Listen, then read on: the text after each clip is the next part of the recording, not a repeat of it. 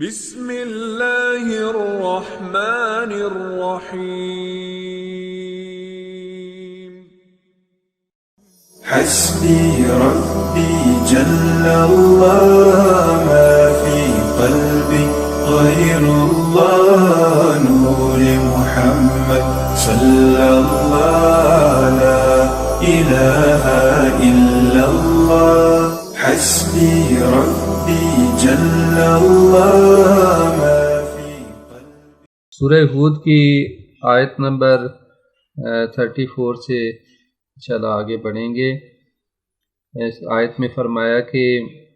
وَلَا يَنفَعُكُمْ نُصْحِي إِنْ أَرَدْتُ أَنْ أَنْصَحَ لَكُمْ إِنْ كَانَ اللَّهُ يُرِيدُ أَنْ يُغْوِيَكُمْ هُوَ رَبُّكُمْ وَإِلَيْهِ تُرْجَعُونَ. تو فرمایا کہ اور جب اللہ ولا ينفعكم نصحی اور میری نصیحت تمہیں فائدہ نہیں دے گی ان اردت ان انصح لکم اگر میں تمہیں نصیحت کرنا بھی چاہوں ان کان اللہ یرید ان یغویکم اگر اللہ کا ارادہ یہ ہو کہ وہ تمہیں گمراہ کرنا چاہتا ہے تو پھر میں اگر تمہیں نصیحت کرنا بھی چاہوں تو اس نصیحت کا کوئی فائدہ نہیں ہوگا. وہی تمہارا رب ہے وَإِلَيْهِ تُرْجَعُونَ اور اسی کی طرف تم پلٹائے جاؤ گے. گزشتہ آیات حضرت نوح علیہ السلام کے بارے میں اور ان کی قوم کے بارے میں اور اسی ان آیات کا سلسلہ بھی جاری ہے. تو حضرت نوح علیہ السلام نے اپنی قوم کو تبلیغ کی، بہت زیادہ تبلیغ کی، بہت سمجھایا، لیکن لوگ ایمان لے کے نہ آئے. اب یہ اس تبلیغ کے بعد جو ہے وہ اس کے بعد یہ حضرت نوح علیہ السلام نے فرما رہے ہیں کہ اب جتنا میں نے تمہیں نصیحت کی، جتنا میں نے تمہیں تبلیغ کی، جتنا میں نے تم سمجھایا، اس کے باوجود ایمان نہیں لاتے، تو اب میری نصیحت کا تمہیں کوئی فائدہ نہیں ہوگا اگرچہ میں تمہیں نصیحت کرتا ہی رہوں. کیوں؟ اس لیے کہ تمہارے لیے اب اللہ تعالیٰ کا ارادہ حتمی ہو چکا ہے کہ وہ تمہیں ہدایت نہیں دے گا. وہی تمہارا رب ہے اور اسی کی طرف تم نے لوٹ کے جانا. یہ کہ اللہ تعالیٰ کسی کو گمراہ نہیں کرتا، یعنی جیسے فرمایا کہ یضل بھی کثیر و یہدی بھی کثیر، خدا جس کو وہ چاہتا ہے اس کے ذریعے سے بہت ساروں کو گمراہ کرتا ہے اور اس کے ذریعے سے بہت ساروں کو ہدایت دیتا ہے. تو یہ اللہ تعالیٰ کا گمراہ کرنا اس معنی میں ہے کہ اللہ تعالیٰ انسان کی ہدایت کرتا ہے، اس کو انسان کو اگر جب انسان اس طرح سے مسلسل اللہ تعالیٰ کی نافرمانی کرتا رہے اور اس کے احکام کو ٹکراتا رہے اور تو اس وقت اللہ تعالیٰ اسے اس کے حال پر چھوڑ دیتا ہے. یعنی گمراہی کا زمینہ انسان خود مہیا کرتا ہے. اللہ کا کسی کو گمراہ کرنا یعنی یہ ہے کہ اس کو اس کے حال پر چھوڑ دینا، اس کے دل پر تالے لگ جاتے ہیں، اس کے دل پہ مہر لگ جاتی ہے کہ یہ قابل ہدایت نہیں رہا. تو یہاں پہ یہ مراد ہے کہ ان کان اللہ یرید ان یغویکم، یعنی اگر اللہ تم یہ چاہتا ہے کہ تمہیں گمراہ کرے، یعنی اب تم اگر اس قابل نہیں رہے تم ہدایت پاؤ اور اللہ تعالیٰ کا ارادہ یہ ہو چکا ہے کہ تمہیں تمہارے حال پر چھوڑ دیا جائے اور اب تم گمراہی کی دلدل میں پھنستے رہو اور اسی گمراہی کے اندھیروں میں بھٹکتے رہو، تو پھر اس وقت جب وہ اب میں تمہیں نصیحت کروں بھی تو اس کا کوئی فائدہ نہیں ہوگا. جیسے رسول خدا کو بھی میں نے فرمایا کہ یہ لوگ جو کفار ہیں، یہ مشرکین ہیں، آپ چاہے آپ ان کے لیے آپ ان کو انذار کریں یا نہ کریں، کوئی فرق نہیں ہے. تنذرہم ام لم تنذرہم، کہ اگر آپ انہیں انذار کریں چاہے انذار نہ کریں، چاہے ان کو آپ تبلیغ کریں نہ کریں، ان کے لیے کوئی فائدہ سواء علیہم انذرتہم ام لم تنذرہم لا یؤمنون، یہ ایمان لانے والے نہیں ہیں. تو یہاں پہ بھی حضرت نوح علیہ السلام نے فرمایا کہ یہ میری نصیحت کو تمہیں کوئی فائدہ نہیں ہوگا کہ اگر اللہ نے تم سے تمہارے بارے میں گمراہی کا ارادہ کر لیا ہے، یعنی اللہ کا کسی کے بارے میں گمراہی کا ارادہ کب ہوتا ہے؟ حجت کے تمام ہونے کے بعد۔ جب حجت الہی کی طرف انسان توجہ نہ کرے اور مخالفت کرتا رہے مسلسل، تو ایک وقت آتا ہے کہ اللہ تعالیٰ اس کے دل پر مہر لگا دیتا ہے اور وہ قابل ہدایت نہیں رہتا۔ جیسے قرآن کریم میں بیان فرمایا کہ کچھ ایسے لوگ ہیں کہ جن کے دلوں پر اللہ تعالیٰ مہر لگا دیتا ہے، جن کے دل سخت ہو جاتے ہیں، پتھر سے بھی زیادہ سخت ہو جاتے ہیں۔ فرمایا فَهُمْ كَالْحِجَارَةِ کہ وہ پتھر کی طرح ہیں، اور اشد قسوۃ یہ پتھر سے زیادہ سخت ہیں، اب ان پر کسی نصیحت کا اثر نہیں ہوتا۔ تو حضرت نوح علیہ السلام پھر بھی ان کو متوجہ کر رہے ہیں کہ دیکھو اللہ ہی تمہارا رب ہے اور تم نے اسی کی طرف لوٹ کے جانا ہے، چاہے تم اس پر ایمان لاؤ یا نہ لاؤ، بہرحال آخر کار جانا تو اسی کی پارگاہ میں ہے۔ پھر اگلی آیت میں ارشاد فرمایا کہ ام یقولون افتراہ قل ان افتریتہ فعلی اجرامی وانا بریء مما تجرمون، کیا یہ لوگ کہتے ہیں، ام یقولون افتراہ، کیا یہ لوگ کہتے ہیں کہ اس نے خود سے گھڑ لیا ہے، یعنی رسول خدا نے اس قرآن کو خود سے گھڑ لیا ہے۔ قل اے رسول ان سے کہہ دو ان افتریتہ، اگر میں نے یہ خود سے گھڑا ہو، فعلی اجرامی تو میرا جرم جو ہے میرے ذمہ ہی ہے، میرے اوپر ہے، یہ میں اپنی طرف سے اگر گھڑ لوں تو یہ جرم ہے، اور میرا جرم جو ہے وہ یہ میرے خود ذمہ ہوگا۔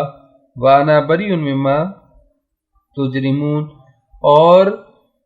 جس جرم کے تم مرتکب ہوتے ہو میں اس سے بیزار ہوں، بری ہوں۔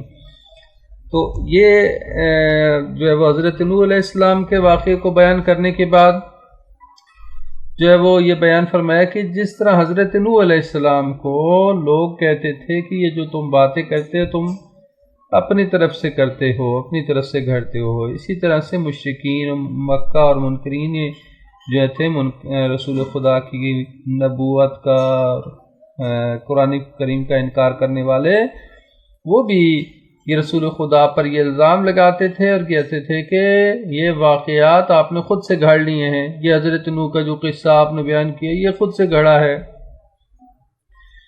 تو یہ بیان فرمایا کہ ایسا نہیں ہے، اسی لیے وہ حضرت نوح علیہ السلام کا واقعہ جو ہے وہ بیان کرتے کرتے یہاں درمیان سے سلسلہ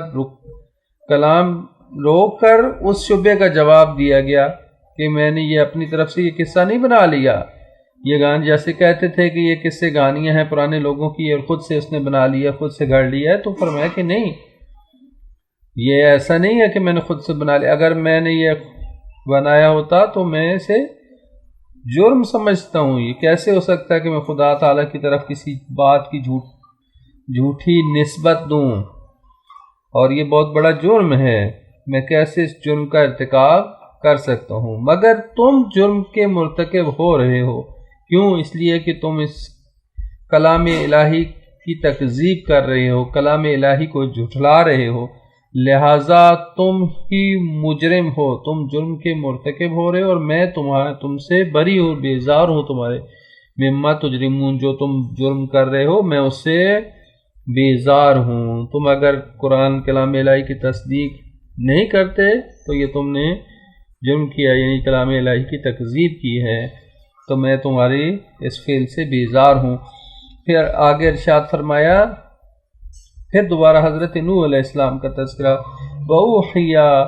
إِلَى نُوحٍ أَنَّهُ لَن يُؤْمِنَ مِن قَوْمِكَ إِلَّا مَن قَدْ آمَنَ،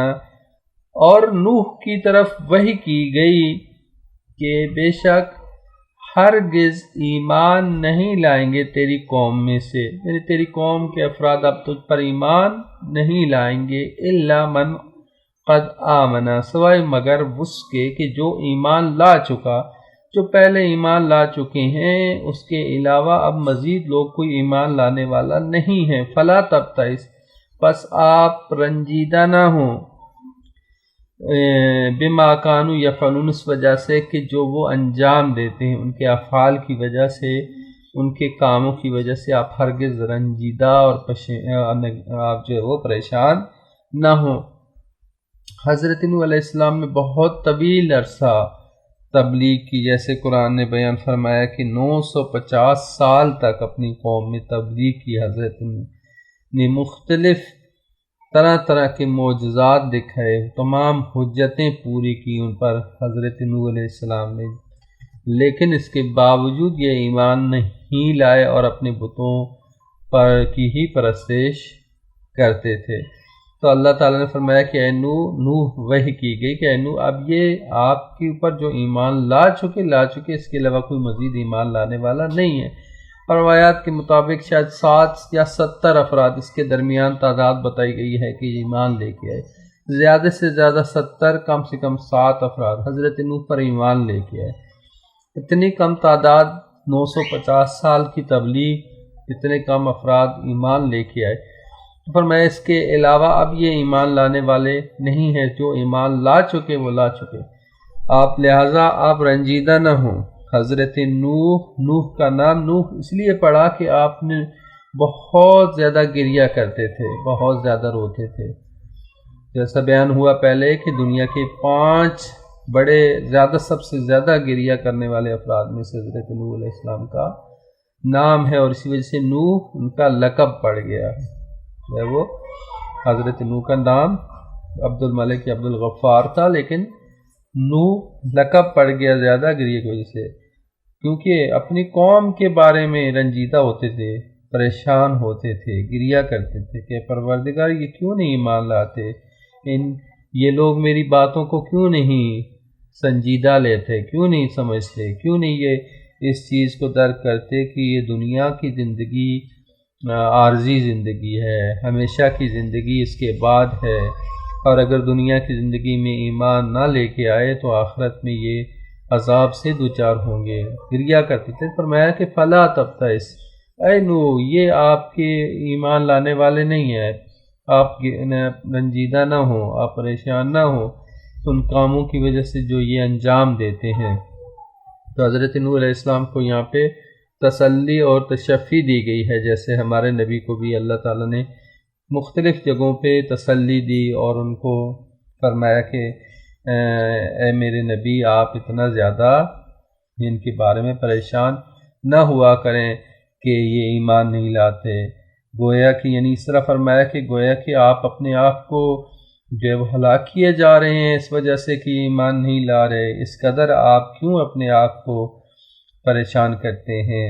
اگر یہ ایمان نہیں لاتے تو نہ لائیں، آپ کا کام ہے صرف ان تک پیغام پہنچا دینا۔ تو یہاں پہ حضرت نوح علیہ السلام سے یہی تسلی دی جا رہی ہے، اور فرمایا کہ فلا تبتئس، آپ رنجیدہ نہ ہوں۔ اب اس کے بعد کیا حکم دیا حضرت نوح کو؟ حضرت نوح کو حکم دیا کہ اب آپ جو ہے وہ آمادگی کریں، تو طوفان کی تیاری کریں، عذاب آنے والا ہے۔ اگلی آیت میں یہ فرمایا وَاصْنَعِ الْفُلْكَ بِأَعْيُنِنَا وَوَحْيِنَا وَلَا تُخَاطِبْنِي فِي الَّذِينَ ظَلَمُوا إِنَّهُمْ مُغْرَقُونَ۔ فرمایا اور تم فلک یعنی بہت بڑی کشتی کو کہتے ہیں، آپ کشتی کو بناؤ بِأَعْيُنِنَا، ہماری نگرانی میں، ہماری آنکھوں کے سامنے، ہماری آنکھوں کے سامنے یعنی کہ ہماری نگرانی میں، وَوَحْيِنَا اور ہماری وحی کے مطابق، وَلَا تُخَاطِبْنِي فِي الَّذِينَ ظَلَمُوا اور مجھ سے سوال نہ کرنا، مجھ سے دوبارہ بات نہ کرنا ان لوگوں کے بارے میں جنہوں نے ظلم کیا، یعنی اب میں ان کو معاف کرنے والا نہیں ہوں، ان کے بارے میں فیصلہ حتمی ہو گیا۔ انہم مغرقون، بے شک یہ غرق ہونے والے ہیں، ڈوبنے والے ہیں۔ اب حضرت نوح علیہ السلام کے بارے میں حکم آ گیا کہ اے نوح اب یہ لوگ ایمان لانے والے نہیں ہیں، جو لا چکے، بس آپ چھوڑ دیں ان کو تبلیغ کرنا، اب اپنا کام کریں، اب کشتی بنانا شروع کی۔ کشتی بھی ظاہراً اس زمانے میں کوئی کشتی سازی کا کام یا صنعت نہیں تھی، اب کوئی کشتی خود بنانا نہیں جانتا تھا، تو حضرت نوح علیہ السلام نے سب سے پہلے کشتی بنائی، اور حضرت نوح علیہ السلام کو کہا گیا کہ آپ ہماری نگرانی میں اور ہماری وحی کے مطابق، یعنی اللہ تعالیٰ نے اس کشتی کو اپنی نگرانی میں بنوایا، اور حضرت نوح کو بتایا کہ کس طرح سے تم کشتی بناؤ، ان کو تعلیم دی گئی کشتی بنانے کی۔ اور پھر حضرت نوح علیہ السلام کشتی بنانے لگا۔ فرمایا کہ تم اپنا کشتی بناؤ اور ان لوگوں کو کی بارے میں مجھ سے بات اب نہ کرنا۔ یعنی حضرت نوح بالآخر جو ہے وہ مہربان تھے، افسردہ ہوتے تھے قوم کی حالت کو دیکھ کے، تو فرمایا کہ اب ان لوگوں کی سفارش کرنے کی ضرورت نہیں، ولا تخاطبنی فی الذین، یہ جو ظالم ہیں ان کے بارے میں مجھ سے بات نہیں کرنی، اب میں ان کو بخشنے والا نہیں ہوں، حجت تمام ہو چکی ہے، یہ لوگ غرق ہونے والے ہیں۔ بہت بڑی کشتی حضرت نوح علیہ السلام نے بنائی۔ تو بعض روایات جو کہ مسیح علماء سے نقل ہوئی ہیں، اسی طرح بعض قدیمی روایات نقل ہوئی ہیں، اس میں فرمایا کہ تقریباً 500 فٹ لمبی جو ہے اس کا طول تھا کشتی کا، اور تقریباً جو ہے وہ 57 فٹ اونچائی تھی اس کی کشتی کی، اتنی 57 فٹ اونچائی اور تقریباً تھی 52 فٹ اونچائی تھی، 57 فٹ چوڑائی تھی، 500 فٹ لمبی تھی کشتی، 57 فٹ چوڑی تھی اور 52 فٹ جو ہے وہ اونچی تھی۔ ٹھیک ہے، اتنی بڑی کشتی حضرت نوح علیہ السلام نے بنائی، اور بعض روایات کے مطابق 3 اس کے سٹیپ تھے، بعد میں یہ کہ 7 سٹیپ تھے، یعنی 7 منزلیں تھیں کشتی کی۔ تو اس میں حضرت نوح علیہ السلام نے مختلف جانوروں کو، پرندوں کو، ہر طرح کے پودے، نباتات، جو انسان جو ایمان لائق لے کے آئے تھے، سب کو سوار کیا اس کشتی میں۔ تو یہ کشتی جو ہے وہ حضرت نوح علیہ السلام نے اللہ تعالیٰ کے حکم سے جو ہے وہ بنائی، تاکہ جو ایمان لے کے آئے ہیں ان کو نجات دی جا سکے۔ پھر اگلی آیت میں فرمایا وَيَصْنَعُ الْفُلْكَ، اور وہ حضرت نوح کیا کرتے تھے؟ کشتی بنانے لگے، کشتی بناتے تھے، لیکن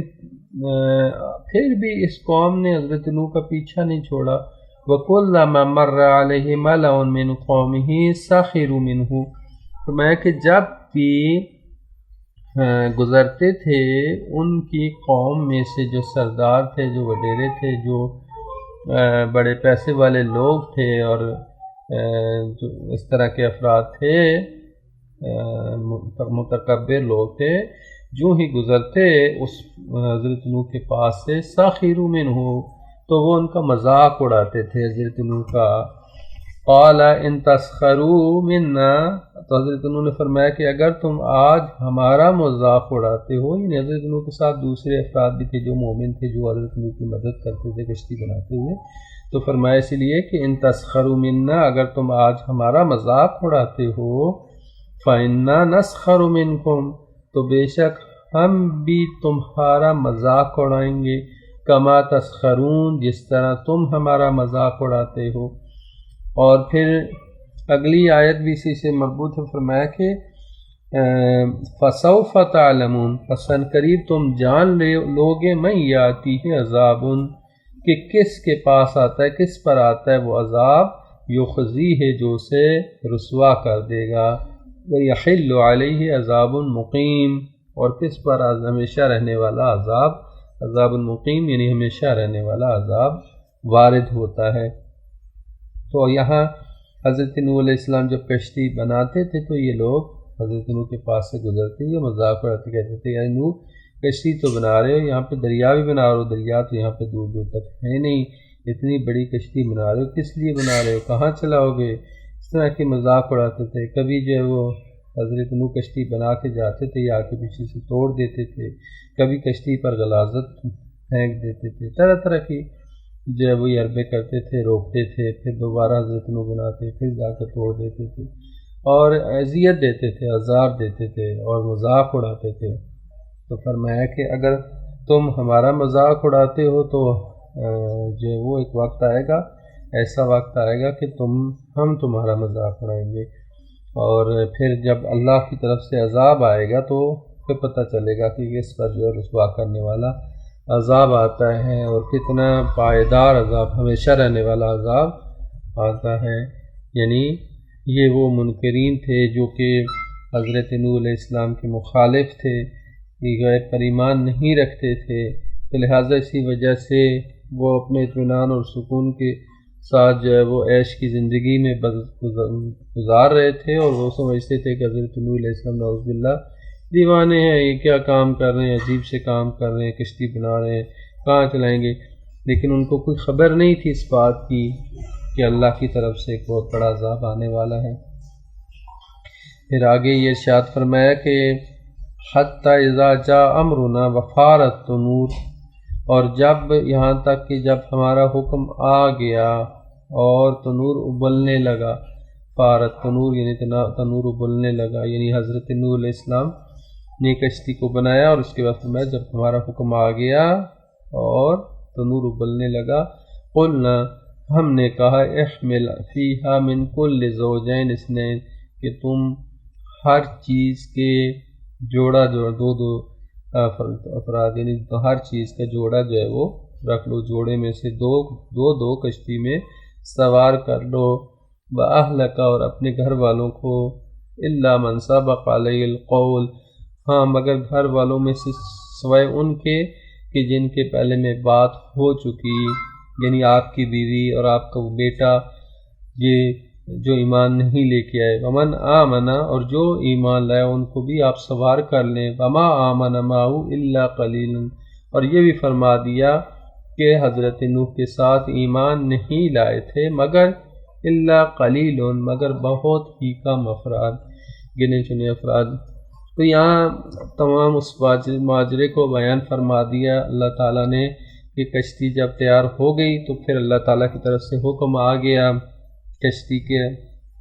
کہ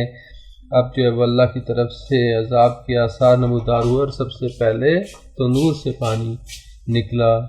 اور یہ علامت تھی کہ یہ عذاب الہی آنے والا. اور اس کے بعد پھر بارشیں مسلسل شروع ہو گئیں، آسمان سے زمین سے ہر طرف سے پانی نکلنے لگا. اور حضرت نوح علیہ السلام نے جانوروں کو، اور جیسے کہ اللہ تعالیٰ نے حکم دیا تھا کہ اس میں ہر ایک جانوروں کا، ہر چیز کا ایک جوڑا، پرندوں کا ایک جوڑا جو ہے تم اس میں سوار کر لو. اپنے جو ایمان لانے والے افراد ہیں ان کو بھی اپنے ساتھ شامل کر لو، اپنے گھر والوں میں سے بھی شامل کر لو، لیکن جن کے بارے میں پہلے بات ہو چکی کہ یہ لوگ ایمان لانے والے نہیں ہیں ان کو سوار نہیں کرنا. حضرت نوح کی ایک بیوی بھی تھی جو ایمان نہیں لائی کفار کے ساتھ. اسی طرح حضرت نوح کا جو ہے وہ بیٹا تھا، حضرت نوح نے بڑی کوشش کی لیکن وہ ایمان نہیں لایا. اور حضرت نوح کے 3 بیٹے حضرت نوح پر ایمان لائے، ان کے ساتھ تھے حام، سام اور یافس. اور کہا جاتا ہے کہ انہی سے نسل آگے پھیلی جو حضرت نوح علیہ السلام کی،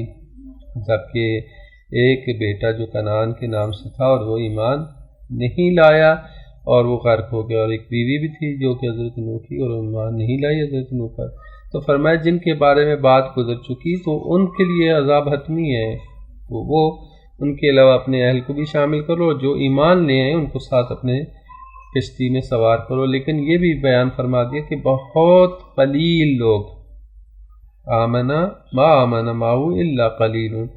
بہت ہی محدود افراد، قلیل افراد جو ہے وہ حضرت نوح علیہ السلام پر ایمان لے کے آئے تھے. اور یہ روایات بیان کی جاتی ہیں کہ یہ جو مسجد کوفہ ہے آج عراق میں، نجف میں، یہاں پہ تنور تھا، اور یہاں حضرت نوح علیہ السلام کا گھر بھی تھا، اور وہاں پہ ابھی مقام نوح بھی موجود ہے، کشتی کا جگہ بھی موجود. تو اسی جگہ سے جو ہے وہ پانی سب سے پہلے عذاب نمودار ہوا، اور تنور سے پانی نکلا، اور اس طرح سے پھر شروع ہوا عذاب الہی کا آنا. تو اور جو ہے وہ یہ مسجد کوفہ کی فضائل بھی بہت زیادہ ہیں. 4 دنیا کی مساجد ہیں جن میں سے ایک مسجد جس کی بڑی بہت زیادہ فضیلت ہے اور عطا، جس میں مسجد کوفہ کے بارے میں ہے کہ 1000 نبیوں، 1000 وصیوں نے اس میں نماز پڑھی ہے. اور 4 مساجد ہیں، مسجد حرام، مسجد نبوی، بیت المسجد، بیت المقدس جو فلسطین میں ہے. اللہ تعالیٰ جلد از جلد بیت المقدس ہمارا قبلہ اول بھی ہے اس کو آزاد کرائے، اور انشاءاللہ صہیونیوں کی شر سے اس سے چھٹکارا حاصل ہو، اور جو ہمارے مظلوم غزہ کے فلسطین کے مسلمان ہیں اللہ تعالیٰ ان کو نجات عطا فرمائے ظلم و ستم سے۔ ایک وہ مسجد ہے اور ایک مسجد کوفہ، یہ 4 مساجد ہیں کہ جن میں بہت زیادہ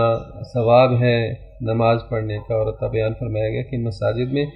فقط ایک فرض نماز ایک حج کے برابر ہے، یعنی 1 رکعت نماز اگر فرض واجب نماز پڑھتے ہیں ایک حج کے برابر، اور 1 رکعت سنت نماز پڑھیں تو 1 رکعت نماز 1 عمرے کے برابر ہے۔ اتنا ان مساجد کی اہمیت ہے۔ مسجد الحرام خانہ کعبہ کی جو مسجد ہے، مسجد نبوی جو مدینہ میں ہے روضہ پاک کے رسول خدا کے ساتھ، اور مسجد بیت المقدس فلسطین میں، اور مسجد کوفہ، یہ 4 مساجد ہیں۔ تو یہ وہ کوفہ کی مسجد کوفہ تھی کہ جہاں حضرت نوح علیہ السلام کا گھر تھا، اور یہاں سے تو نور تھا اور یہیں سے پانی پھوٹا، اور پھر حضرت نوح علیہ السلام کو حکم ہوا کہ آپ جو ہے وہ سوار کر لیں اس میں۔ حضرت نوح کی بیوی کے بارے میں قرآن نے بیان کیا کہ وہ ایمان نہیں لائی۔ سورہ تحریم میں بیان کیا کہ ضرب اللہ مثلا للذین کفروا امرأۃ نوح و امرأۃ لوط، کہ اللہ تعالیٰ نے کفار کے لیے جو ہے وہ نوح کی بیوی اور لوط کی بیوی کی مثال پیش کی ہے، کہ جس طرح حضرت نوح کی بیوی ایمان نہیں لے کے، اسی طرح لوط کی بیوی بھی ایمان، یہ دونوں نبی تھے، ان دونوں نبیوں کی بیویاں ایمان ہی لے کے آئیں ان پر، اور ان پر عذاب نازل ہوا، دوسرے عذاب لانے والے کے ساتھ ہی ان پر بھی عذاب ہوا۔ اور فرمایا کانتا تحت عبدین، یہ دونوں عورتیں جو تھیں یہ ہمارے 2 صالح بندوں کی زوجیت میں تھیں، حضرت نوح اور حضرت لوط کی بیویاں، لیکن فخانتہما، پس ان دونوں نے کیا کی، خیانت کی اپنے شوہروں سے، ایمان لے کے نہیں آئیں، لہذا غرق ہو گئی۔ حضرت نوح کا بیٹا بھی اسی طرح سے غرق ہو گیا۔ تو پس جیسے کہ میں نے عرض کیا کہ حضرت نوح کے 4 بیٹے تھے، ان میں سے ایک کنعان تھا جو کہ غرق ہو گیا، 3 بیٹے تھے سام، حام اور یافس، اور انہی سے آگے نسل چلی ہے اور حضرت نوح علیہ السلام کی۔ اس کے بعد آگے ارشاد فرمایا کہ جی وقال اركبوا فيها بسم الله مجریہا و مرساہا ان ربی لغفور رحیم، اور نوح نے کہا کشتی میں سوار ہو جاؤ، اب اللہ تعالیٰ کا حکم ہے، اللہ تعالیٰ اور تو حضرت نوح نے سب کو بلایا مومنین کو اور کہا کہ اس کشتی میں سوار ہو جاؤ اللہ کا نام لے کر، اور بسم اللہ یعنی اللہ کے نام سے، بسم اللہ مجریہا اس کا چلنا بھی اللہ کے نام سے ہے، وہ مرساہ اور اس کا ٹھہرنا بھی اللہ کے نام سے ہے۔ ان ربی لغفور الرحیم، بے شک میرا رب بہت بخشنے والا نہایت رحم کرنے والا ہے۔ ان حضرت نوح نے اہل ایمان سے خطاب کیا، اور سواری کے وقت نام خدا لینا سب سے پہلے حضرت نوح نے، جب ہم کسی بھی سواری پہ سوار ہوتے ہیں، جب کسی جو ہے وہ گاڑی پہ بیٹھتے ہیں، کسی ٹرین پہ، کسی جہاز پہ، تو جو دعائے سفر بھی پڑھتے ہیں، اللہ کا نام لینا یعنی بسم اللہ پڑھ کے سوار ہونا، یہ حضرت نوح علیہ السلام کی سنت ہے۔ اور حضرت نوح علیہ السلام نے اپنے کشتی پہ سوار ہوتے وقت اپنے تمام افراد کو یہ کہا کہ بسم اللہ پڑھ کے اللہ تعالیٰ کا نام لے کر کشتی پہ سوار ہو جاؤ، اور اس کا چلنا اور اس کا ٹھہرنا بھی اللہ کے نام سے ہی ہے، اور وہ بہت بخشنے والا نہایت رحم کرنے والا ہے۔ اسی پر توکل کرتے ہوئے ہم اس کشتی پہ، یعنی اتنا عظیم اتنا بڑا جو ہے وہ عذاب آنے والا تھا، یقیناً اللہ تعالیٰ کی طرف سے مدد نہ ہوتی تو جو ہے وہ بچنا بہت مشکل تھا، کہ حتیٰ لوگ پہاڑوں پہ چڑھ گئے، لیکن پہاڑوں پر بھی چڑھنا فائدہ، جیسے کہ حضرت نوح کے بیٹے نے کہا کہ میں پہاڑ پر چڑھ جاؤں گا، حضرت نوح نے کہا کہ کشتی میں آ جاؤ، آج کوئی بچنے والا نہیں ہے، تو اس نے کہا نہیں میں پہاڑ پر چڑھ جاؤں گا۔ اور یہ باتیں ہو رہی تھیں کہ پہاڑ پہ چڑھ گیا، ایک ریلا آیا اور اس کو بھی غرق کر دیا۔ لہذا اسی مطلب کو کہ کتنا بڑا یہ سیلاب تھا، کتنا زیادہ پانی تھا، جو اگلی آیت میں بیان فرمایا وَهِيَ تَجْرِي بِهِمْ فِي مَوْجٍ كَالْجِبَالِ، اور کشتی انہیں لے کر چلتی تھی موجوں میں، کالجبال پہاڑ کی مانند، یعنی پہاڑ جیسی ایسی موجیں تھیں، کتنی بڑی بڑی موجیں تھیں، موجن کالجبال یعنی پہاڑ جیسی موجوں میں یہ کشتی چلنے لگی۔ وَنَادَ نُوحٌ ابْنَهُ، اور نوح نے اپنے بیٹے کو آواز دی، وَكَانَ فِي مَعْزِلٍ، اور وہ تھوڑے فاصلے پر تھا، الگ تھا، تو کیا فرمایا یا بنیا، اے میرے بیٹے، ارکب معنا، ہمارے ساتھ سوار ہو جا، وَلَا تَكُنْ مَعَ الْكَافِرِينَ، اور کافروں کے ساتھ نہ ہونا۔ تو آگے اگلی آیت میں فرمایا قَالَ سَآوِي إِلَى جَبَلٍ يَعْصِمُنِي مِنَ الْمَاءِ، وہ کہنے لگا کہ میں عنقریب کیا کروں گا، پناہ لے لوں گا، سآوی یعنی پناہ لے لوں گا، إِلَى جَبَلٍ پہاڑ کی طرف، یعنی پہاڑ پر چڑھ جاؤں گا، یعصمنی من الماء، وہ مجھے پانی سے بچا لے گا۔ قال لا عاصم اليوم، حضرت نوح نے فرمایا اے بیٹے آج کوئی بھی بچانے والا نہیں ہے، آج کے دن، من امر اللہ، اللہ کے حکم سے، یعنی اللہ کے عذاب سے آج کوئی بچانے والا نہیں ہے، الا من رحمہ، مگر یہ کہ جس پر اللہ رحم فرمائے۔ وحال بینہم الموج، یہی باتیں ہو رہی تھیں کہ یہاں تک کہ ان دونوں کے درمیان موج حائل ہو گئی، بہت بڑی موج آئی اور حضرت نوح کے اس بیٹے کو بہا کر لے گئی۔ فکان من المغرقین، پس وہ غرق ہونے والے، ڈوبنے والوں میں سے ہو گیا۔ یعنی اس سے پتہ یہ چلتا ہے کہ حضرت نوح کی کشتی بھی بہت بڑی تھی اور وہ سیلاب بھی بہت زیادہ تھا، کہ جیسے بیان فرمایا کہ تجریبہم فی موجن کالجبال، کہ یہ کشتی جو ہے لے کر چل رہی تھی، اتنی بڑی موجیں تھیں کہ پہاڑ جیسی موجیں، یعنی پہاڑ جیسی موجوں میں چل رہی تھی، یعنی اتنی بڑی موجیں سے مطلب سیلاب کتنا بڑا تھا، اور کشتی بھی بہت بڑی تھی کہ اتنی بڑے موجوں میں ڈوبی نہیں اور ان کو لے کر چلتی رہی۔ اور پھر جب وہ حضرت نوح اور ان کے بیٹے کا مکالمہ، کہ حضرت نوح نے بڑی کوشش کی آخری دم تک کہ شاید ان کا بیٹا ایمان لے آئے، لیکن وہ بیٹا جو ایمان، شفیق لہجے میں انہیں پکارا لیکن ایمان نہیں لایا۔ اس کی وجہ کیا تھی؟ حضرت نوح کے بیٹا اپنے دوستوں کی وجہ سے، یہ دوستی جو وہ کتنی اہم ہے، کہ نوح کا بیٹا ہے لیکن صحبت برے لوگوں کے ساتھ رکھی، دوستی برے لوگوں کے ساتھ اختیار کی، جس کی وجہ سے حضرت نوح کی بات کبھی اپنے باپ کی بات کا اثر نہیں ہوا۔ یعنی حضرت نوح جیسے عظیم نبی کا بیٹا ہے، اور حضرت نوح جیسے دوسروں کو تبلیغ کر رہے، اپنے بیٹے کو تو دل سے جان سے عزیز تھا، ان کو کتنی ان کو سمجھایا ہوگا، لیکن کیوں صحبت بری تھی کہ برے لوگوں کی صحبت میں پڑ گیا اور وہ غرق ہو گیا،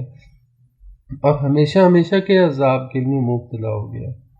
اب اس دنیا میں جب وہ غرق ہو گیا تو اب آخرت میں تو اس کے لیے کوئی شفاعت نہیں۔ اب یہ جو ہم لوگ کہتے ہیں کہ شفاعت اس کے لیے جو حالت ایمان سے دنیا میں سے جائے، ٹھیک ہے۔ حضرت نوح اب جا کے آخرت میں اس اپنے بیٹے کی شفاعت نہیں کر سکتے، کیوں؟ کیونکہ حالت کفر میں، دنیا میں اگر وہ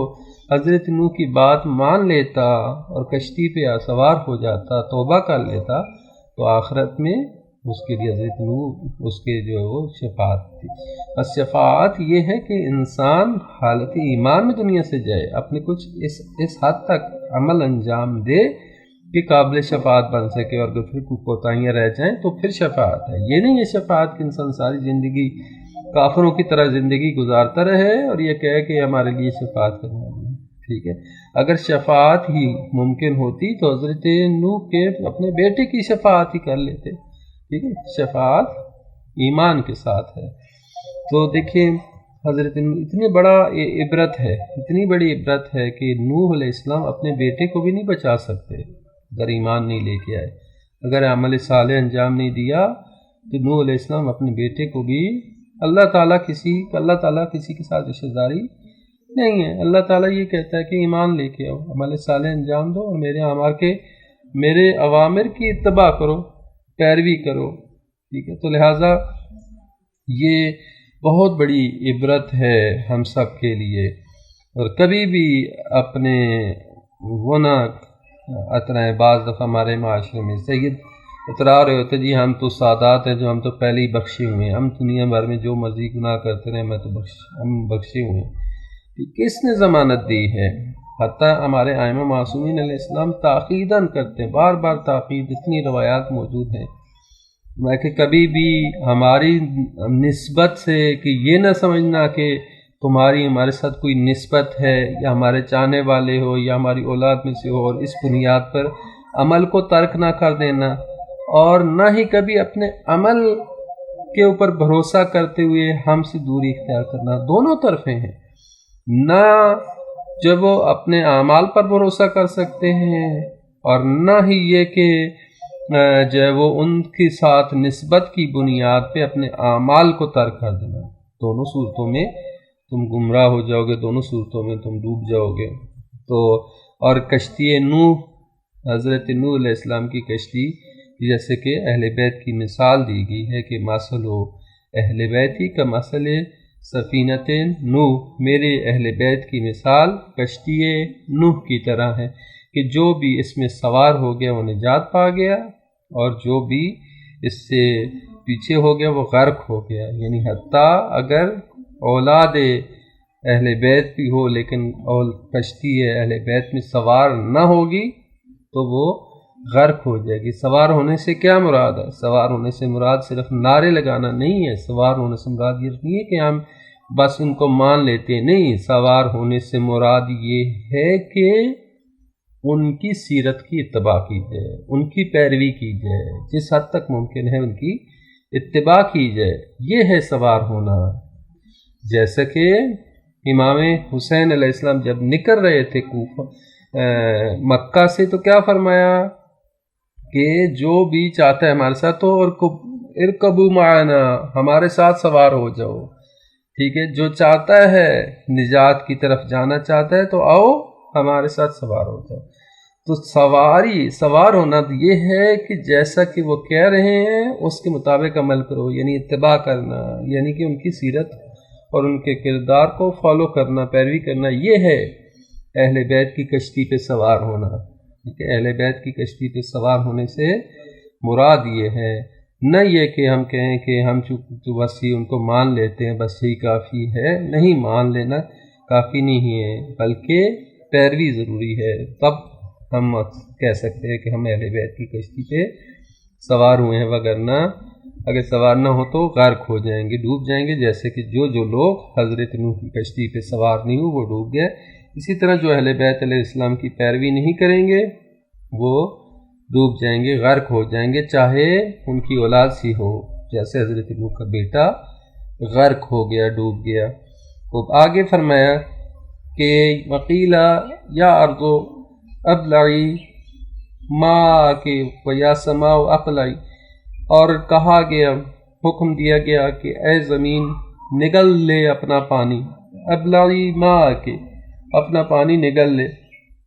ویا سماء اقلعی، اور اے آسمان اب ٹھہر جا، رک جا، آسمان تھم جا،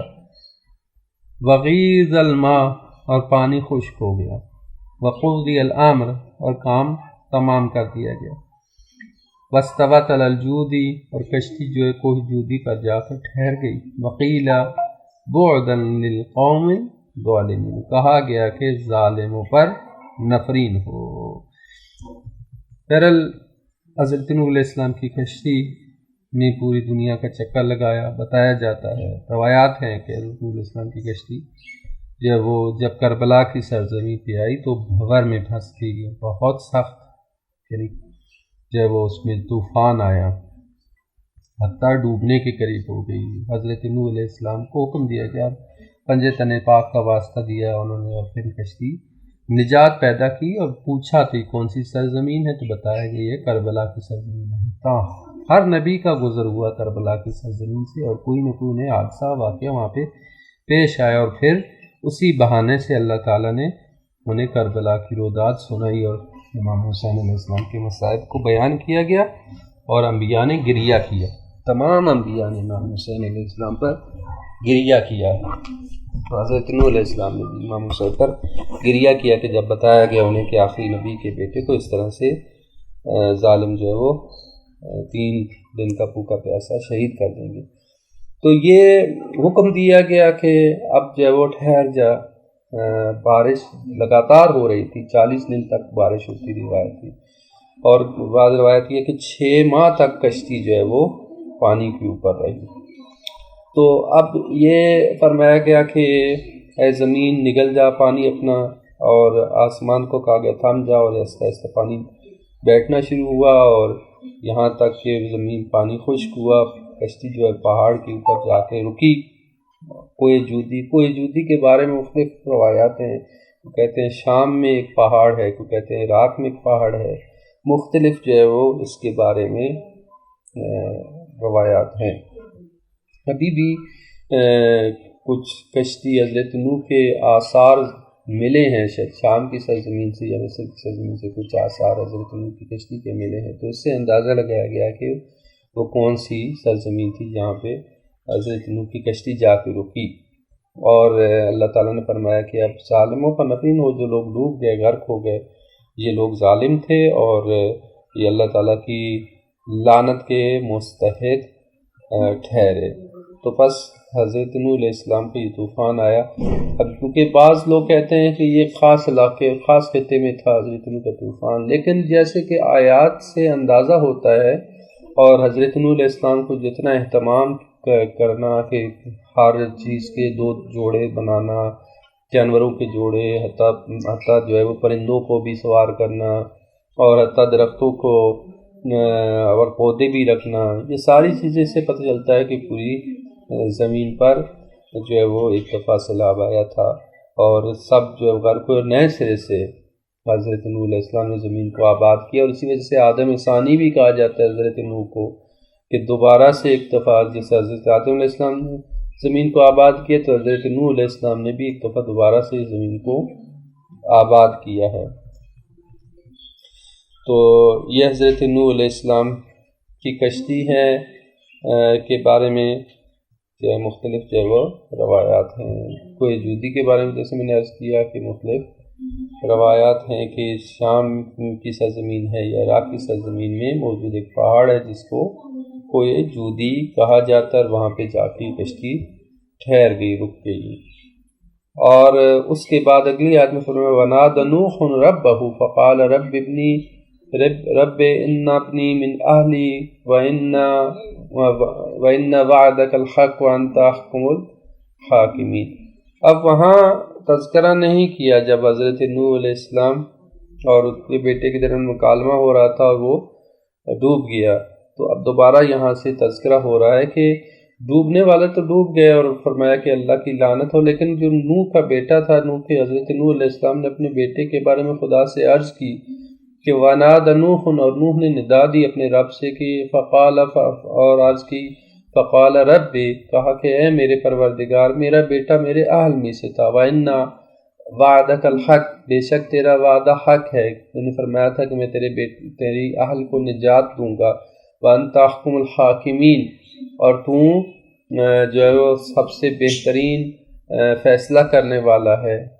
ٹھیک ہے، تو سب سے بہتر فیصلہ کرنے والا ہے. لیکن اللہ تعالیٰ کی طرف سے کیا فرمایا اللہ نے اگلی آیت میں قَالَ يَا نُوحُ إِنَّهُ لَيْسَ مِنْ أَهْلِكَ، تو اللہ نے فرمایا کہ اے نوح بے شک وہ تیرے اہل میں سے نہیں ہے. إِنَّهُ عَمَلٌ غَيْرُ صَالِحٍ،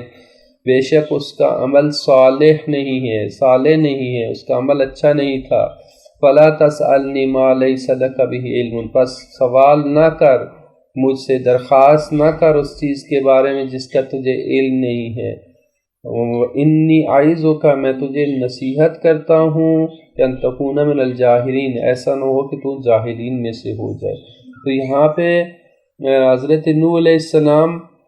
نے اپنے بیٹے کے بارے میں درخواست کی، یا تو ان کی ایک تو بچنے کی درخواست کی کہ شاید اللہ تعالیٰ ان کو بچا لے، یا ممکن ہے اب یہاں پہ کشتی کے تھم جانے کے بعد تذکرہ ہو رہا ہے، ممکن ہے حضرت نوح علیہ السلام یہ چاہ رہے ہیں کہ اب وہ ڈوب تو گیا لیکن اللہ تعالیٰ اس کو جہنمیوں میں سے قرار نہ دے، چونکہ بیان کیا گیا کہ جو لوگ ڈوب گئے وہ جہنمی ہیں۔ یہاں پہ اللہ نے فیصلہ سنا دیا کہ بعدًا للقوم الظالمین، بعدًا کا مراد کیا ہے؟ لعنت ہے، لعنت جس پہ اوپر اللہ تعالیٰ لعنت بھیج دیتا ہے یعنی وہ جہنمی ہے، یعنی حکم فیصلہ یہ سنا دیا کہ جو ڈوب گئے لوگ وہ سب جہنمی ہیں۔ تو اب حضرت نوح علیہ السلام کے دل میں آیا کہ خدا چلے ڈوب تو گیا لیکن اللہ اس کو جہنم سے شاید بچا لے، اس لیے اے پروردگار تو نے وعدہ کیا تھا کہ میرے اہل کو تو بچا لے گا، تو میرا بیٹا بھی میرے اہل میں سے، میں اے نوح تیرے اہل میں سے نہیں ہے۔ کیوں ہے تیرے اہل میں سے؟ اس لیے کہ اس کا عمل صالح نہیں ہے۔ اب یہیں سے استدلال ہوتا ہے کہ اہل جو ہے وہ مراد یہ نہیں ہوتا کہ صرف گھر والا ہو اور کچھ گھر میں رہنے والا ہو، نہیں، اہل کے نبی کے اہل وہ ہوتے ہیں جس کو نبی خود کہے۔ اب جو کہتے ہیں نا کہ اے نبی کے اہل بیت، نبی کے اہل بیت جی فلاں کو بھی شامل کر لو، فلاں کو بھی شامل کر لو، فلاں کو نہیں، بھی نبی کے اہل بیت یہ نہیں ہے کہ آپ کہیں کہ جو بھی نبی کے گھر میں رہنے، نہیں، نبی نے جن کے بارے میں کہا کہ یہ میرے اہل ہیں، تو نبی کو پتہ ہے کہ جن کا عمل صالح ہے کون اس قابل ہیں کہ وہ نبی کے اہل بن سکیں، تو نبی کے اہل بیت وہی ہیں کہ جن کا نبی نے کہا ہے۔ اپنی مرضی سے ہم کہیں جی چونکہ جو بھی گھر میں رہتا ہے، تو چونکہ لغت میں کہتے ہیں اہل گھر والوں کو کہا جاتا ہے، لہذا سب جو ہے اہل بیت میں شامل ہو جائے گی، فلاں بھی شامل ہے، فلاں بھی شامل ہے، نہیں، نبی کے اہل بیت وہی ہیں جن کے بارے میں نبی نے کہا ہے۔ حضرت نوح کا بیٹا، ٹھیک ہے، بیٹا ہوتے ہوئے بھی اہل میں شامل اگر نہیں ہو سکتا تو پھر ادھر ادھر کے افراد کیسے اہل میں سے شامل ہو سکتے ہیں جب تک کہ اللہ کی طرف سے حکم نہ ہو اور نبی کی طرف سے نہ ہو۔ تو لہٰذا یہاں فرمایا کہ حضرت نوح کا بیٹا بھی ان کے اہل میں سے شامل نہیں ہو سکا، کیوں؟ انہ عمل غیر صالح، کہ اس کا عمل صالح نہیں ہے، تو وہ جو ہے فرمایا کہ وہ نجات پانے والوں میں سے نہیں ہے۔ بس آپ سوال نہ کریں، درخواست نہ کریں اس کے بارے میں، ایسا نہ ہو حتیٰ دھمکی دی جا رہی ہے حضرت نوح کو کہ ایسا نہ ہو کہ آپ کو شمار جاہلوں میں سے ہو جائے، آپ اس کے بارے میں نہ مجھ سے درخواست کریں، یعنی یہ سخت لے جائے خدا کی طرف سے، یعنی کہ اس کے بارے میں جو کہ اب غرق ہو گیا، اب ڈوب گیا، اب یہ مورد عذاب قرار پائے گا، اور آپ جو ہے اس کے بارے میں درخواست، یعنی اس سے بھی پتہ چلتا ہے کہ حضرت نوح اگر چاہیں بھی تو اپنے بیٹے کی بھی شفاعت نہیں کر سکتے، کیوں؟ اس لیے کہ اللہ تعالیٰ نے اس کے اوپر لعنت کر دی اور ظالمین میں سے شمار ہو گیا ہے۔ تو لہٰذا اگلی آیت میں بیان فرمایا حضرت نوح نے فوراً توبہ کی، قال رب انی اعوذ بک ان اسألک، کہ پروردگار میں تجھ سے پناہ مانگتا ہوں، میں تجھ سے درخواست کروں ایسی چیز کی ما لیس بہ علم، جس کے بارے میں مجھے علم نہیں ہے، وَإِلَّا تَغْفِرْ لِي، اور اگر تو نے مجھے نہ بخشا، وَتَرْحَمْنِي، اور تو نے مجھ پر رحم نہ کیا، وَأَكُنْ مِنَ الْخَاسِرِينَ، تو میں خسارہ اٹھانے والوں میں سے ہو جاؤں گا۔ یعنی حضرت نوح کو جو یہ احساس ہوا کہ اللہ تعالیٰ کو یہ بات پسند نہیں آئی کہ میں نے اپنے بیٹے کی سفارش کی ہے، تو فوراً حضرت نوح نے توبہ کی، خدایا میں تجھ سے معافی مانگتا ہوں، میں تو اس وجہ سے کہ میرا بیٹا ہے اور تو نے کہا تھا کہ میں تیرے اہل کو بچا لوں گا، تو میں نے درخواست کی، تو پروردگار میں تجھ سے معافی مانگتا ہوں، تجھ سے پناہ مانگتا ہوں ایسی چیز کی درخواست کروں جس کا مجھے علم نہیں ہے، پروردگار تو نے اگر مجھے نہ بخشا، تو نے مجھے رحم نہ کیا، تو میں خاسرین میں سے ہو جاؤں گا۔ تو اللہ تعالیٰ کی طرف سے جو فیصلے ہیں وہ قطعی ہوتے ہیں، اور اس وقت جب اللہ تعالیٰ کا حکم آ جاتا ہے تو پھر اس وقت پھر جو ہے وہ اللہ تعالیٰ پھر اپنے فیصلے کے مطابق عمل کرتا ہے۔ تو پس حضرت نوح علیہ السلام کے بیٹے کو بھی نجات نہیں ملی، تو جو ہے وہ اس وجہ سے کبھی نہیں کہتی۔ یہاں پہ ایک تذکرہ ضرور کریں گے کہ جو قوم یہود ہے، یہودی جو ہے وہ کہتے، قرآن نے بھی بیان کیا کہ یہ کہتے ہیں نحن ابناء اللہ، ہم اللہ کے بیٹے ہیں، ہم اس کے پیارے ہیں، ٹھیک ہے۔ تو اس کی بنیاد پہ وہ کہتے ہیں کہ سب کچھ جو دنیا کا سب کچھ جو کچھ خلق ہوا ہے ہمارے لیے خلق ہوا ہے، حتیٰ یہودیوں کے علاوہ جتنے بھی لوگ ہیں وہ ہماری خدمت کے لیے پیدا کیے گئے ہیں، اور وہ جانوروں کی طرح ہیں اور ان کی کوئی حیثیت نہیں ہے، یہ ان کے اعتقادات میں سے ہے، اور یہ دنیا کے اوپر راج کرنا چاہتے ہیں، ٹھیک ہے۔ تو یہ کہتے تھے نحن ابناء اللہ، لیکن وہ کیا اپنا اللہ ہے؟ جب حضرت نوح علیہ السلام کا بیٹا جو ہے وہ نبی کا بیٹا ہوتے ہوئے نجات نہیں پا سکتا، تو یہ اپنے آپ کو اپنا اللہ کہتے ہوئے، جبکہ اللہ تعالیٰ نے ان پر غضب نازل کیا ہے اور فرمایا کہ تم مبغوض ہو، غضب نازل کیا ہے، اور یہ لوگ مبغوض ترین لوگ ہیں۔ اور دیکھیں اسلام دشمنی میں، مسلمانوں کے ساتھ دشمنی میں یہ سب سے آگے ہیں۔ قرآن نے بیان کیا کہ جو ہے وہ دشمنی میں، مسلمانوں کے ساتھ اور مومنین کے ساتھ دشمنی میں ان کے سے بڑھ کر کسی کو عداوت میں تم نہیں پاؤ گے۔ اور دیکھیں دنیا تاریخ شاہد ہے، اور آج تک شاہد ہے تاریخ، یہ کتنے سخت دل ہیں، کتنے سنگ دل ہیں، چھوٹے چھوٹے بچوں پر رحم نہیں کرتے، اور جو ہے وہ بچوں کو قتل کرتے ہیں، مارتے ہیں، اور جو ہے وہ کس طرح سے شہری آبادیوں کو نشانہ بناتے ہیں۔ اور دنیا نے آج ان کی دیکھ لیا ان کی دشمنی کو، ان کے سنگ دلی کو، کہ ان کے اندر انسانیت نام کی چیز نہیں ہے، یعنی یہ دوسروں کو اپنے علاوہ انسان سمجھتے ہی نہیں ہیں۔ خدا تعالیٰ ان کو غارت کرے، اللہ تعالیٰ ہمارے فلسطینی مومنین فلسطین مسلمانوں کی مدد فرمائے اور ان کو ظلم و ستم سے نجات عطا فرمائے۔ تو یہاں تک کافی ہے۔ اللہ تعالیٰ ہمیں توفیق دے کہ ہم قرآن کریم کی تعلیمات کو سمجھتے ہوئے اس پر عمل پیرا ہو سکیں، اور ہمیں دنیا اور آخرت کی سعادت عطا فرمائے، اور ہمیں قرآن اور اہل بیت علیہ السلام کے ساتھ متمسک ہونے کی توفیق عطا فرمائے۔